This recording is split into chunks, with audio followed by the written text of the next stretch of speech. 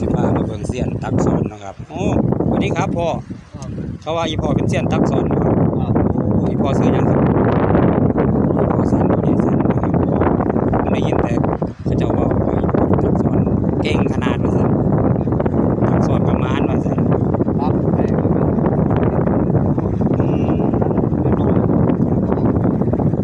อันนี้มันอยู่ไสบ่นี่ ใช่ครับบักบอก โอ้ปากบ่อช่องแคบช่องคอนช่องแคบมื้อนี้ได้จักโลแล้วบ่โอ้ครับมื้อนี้บ่ค่อยขึ้นหลายปลาเนาะอีพอเตรียมผ้าห่มเตรียมหยังมาเลยบ่นี่